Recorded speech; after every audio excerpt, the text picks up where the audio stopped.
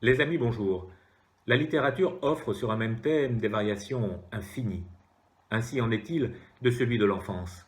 Après avoir évoqué hier celle de Nathalie Sarraute, saluons comme il le mérite les souvenirs de Marcel Pagnol, réunis sous les titres La gloire de mon père et le château de ma mère.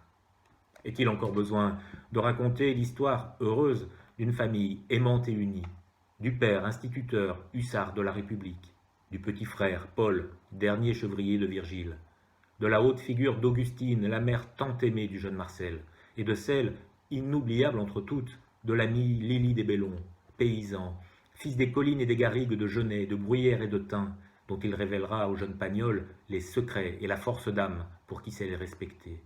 Collines initiatiques, qui façonneront à jamais le jeune Marseillais. Alors commença la féerie, et je sentis naître un amour qui devait durer toute ma vie. Car la toile de fond de ses souvenirs, personnage à part entière, est cette terre de Provence, terre de l'enfance, ensoleillée et vibrillonnante, bénie des dieux, comme un lointain et vibrant écho à Virgile. Car on lit mal Pagnol si on oublie que l'auteur, pétri d'humanité classique, connaît son Virgile comme son Shakespeare sur le bout des doigts. Et il ne faut pas chercher ailleurs l'alternance du rire et de la mélancolie, de l'innocence et du tragique. Dans sa préface, Pagnol précise « Ce n'est pas de moi que je parle, mais de l'enfant que je ne suis plus ».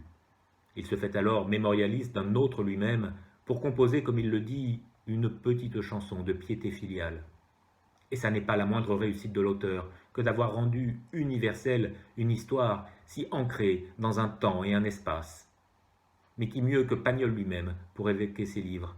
Écoutons-le quand il se rengorge pour la figure baignée de triomphe de son père. Et dans mes petits poings sanglants d'où pendaient 4 ailes dorées, je haussais vers le ciel la gloire de mon père en face du soleil couchant.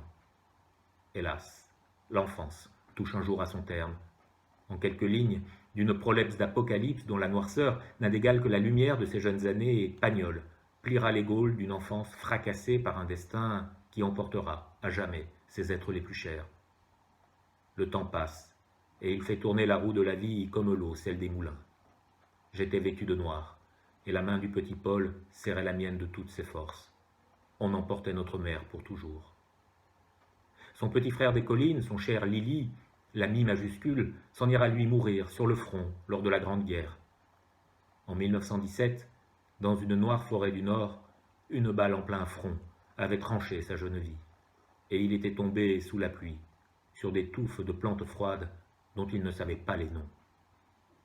Telle est la vie des hommes, quelques joies, très vite effacées par d'inoubliables chagrins. Il n'est pas nécessaire de le dire aux enfants.